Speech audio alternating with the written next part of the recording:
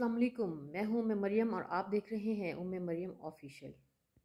हम अब जब अपने बच्चों की तरबियत करने लगते हैं या जब हमारे बच्चे पैदा होते हैं तो हम उनके फ्यूचर को लेकर बहुत ज़्यादा परेशान होते हैं।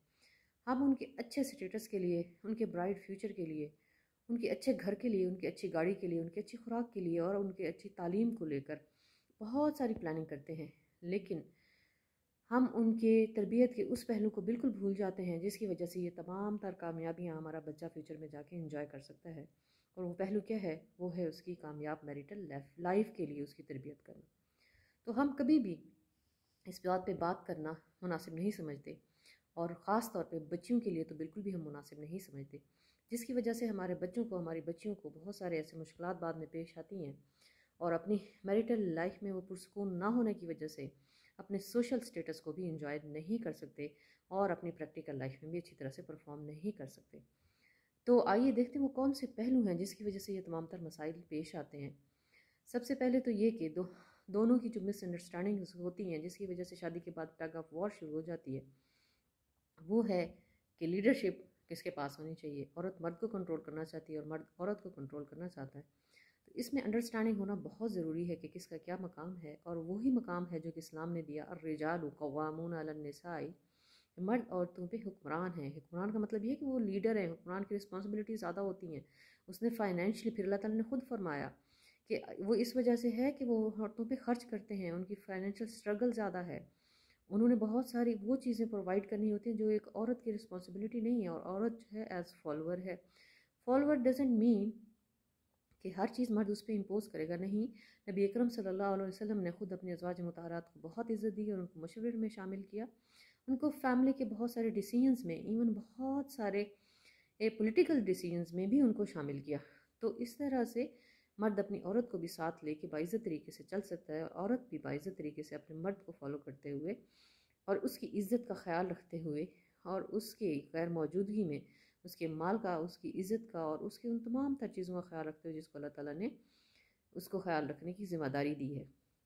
दूसरी बात ये कि दोनों की सेक्शुअल नीड पे कभी बात नहीं की जाती। जिस मकसद के लिए शादी हो रही होती है वो उसके लिए ना ही बच्चे को बताया जाता है, ना ही बच्ची को। हाँ, दोस्त फ्रेंड्स कुछ थोड़ा बहुत जो बता देते हैं, बाकी उनको कोई उनकी तरबियत नहीं होती।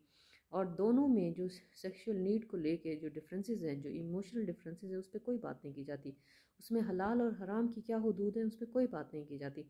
और जिस वक्त बच्ची को ये पता नहीं होता कि उसने मर्द को इस एस्पेक्ट से कैसे डील करना है, और मर्द को ये पता नहीं होता कि अपनी बीवी को कैसे डील करना है, जिसकी वजह से बहुत ज़्यादा प्रॉब्लम्स आते हैं और ये बात तलाक तक भी पहुँचती है। और इसकी वजह से ये आगे अगर बच्चे भी हो जाते हैं वो भी सफ़र करते हैं, और कई नस्लें इस चीज़ की वजह से सफ़र करती हैं। तो इस पे बात करना बहुत ज़रूरी है। ये कोई शर्म की बात नहीं है, ये ज़रूरत की बात है। फिर आ जाता है फाइनेंशियल डिफरेंसेस। अगर लड़की बहुत अच्छे घर से आई है और आगे फाइनेंशियल डिफरेंसेस हैं, फैमिली का जो फाइनेंसेस हैं या उनकी मईशत बहुत कमज़ोर है और उसकी बुनियादी ज़रूरत नहीं पूरी हो रही, जो माहौल अपने वालिदैन के घर उसने देखा है वो नहीं हो रहा, तो उसकी वजह से भी बहुत ज़्यादा मुश्किलात का सामना करना पड़ता है और ब्रेकअप हो जाता है। तो उसके लिए अपने बराबर के लोगों में शादी करना बहुत ज़रूरी है, जो सोशल स्टेटस में भी बराबर हों, जिनकी तरबियत और मेंटल अप्रोच भी आपकी फैमिली से मिलती हो और आपके बच्चे वहाँ जाके बहुत अच्छी तरह से एडजस्ट हो जाएं।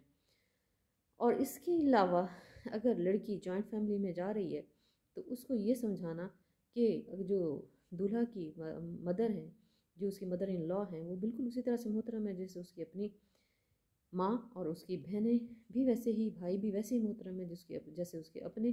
तो जब वो जहाँ वहाँ जा रही है वो अपने आप को पार्ट ऑफ दैट फैमिली समझे, वो इसका हिस्सा बन जाए, वो अपने आप को डिफरेंट ना समझे, तो उसकी वजह से प्रॉब्लम्स नहीं आएंगी। दूसरी तरफ से सास और नंदों की तरबियत भी बहुत ज़रूरी है। उनको भी ये समझाना बहुत ज़रूरी है कि जो नई बच्ची हमारे पास आ रही है तो उसको टाइम देना चाहिए एडजस्ट होने के लिए, और कभी भी उसके खिलाफ बैक बाइटिंग नहीं करनी चाहिए, उसकी गलत बातों को इन्हेंस करके उसके हस्बैंड के माइंड में नहीं डालना चाहिए। एंड जो है वो ब्रेकअप का ही होगा। और सबसे अहम और इम्पॉर्टेंट बात कि आउटर अपीयरेंस, आपकी पर्सनालिटी, आपकी शख्सियत दूसरे पे कैसे असरअंदाज होती है। एक औरत कैसे बन ठन कर रहती है तो वो बन ठन यानी कि हर वक्त वो मेकअप करके नहीं, साफ़ सुथरी उसकी अपीलिंग अपीयरेंस हो। अगर हस्बैंड उसका आए तो उसके ऐसे जेस्चर्स हों कि उसको देख कर वो बाहर की जितनी थकावट और जितनी वो बाहर फाइट करके उसके लिए आ रहा है, वो आते ही उसको देख के रिलैक्स हो जाए, उसका माइंड, उसको पता चले कि मेरे पीछे कोई है। मेरा अपना भी कोई है। तो इस तरह की तरबियत करना बहुत ज़रूरी है। अगर ये तरबियत नहीं होती, जिसकी वजह से हमें प्रॉब्लम्स आती हैं और हमारे बच्चों के घर टूट जाते हैं, जिस वक्त घर में वो पुरसकून नहीं होते, अपनी अज़दवाजी ज़िंदगी में पुरसकून नहीं होते, तो अपनी प्रैक्टिकल लाइफ में भी पुरसकून नहीं हो सकते। तो इस पे अपने बच्चों की तरबियत कीजिए, इसको बहुत सीरियस लीजिए। इसी के साथ मुझे दीजिए इजाज़त। अल्लाह हाफ़िज़।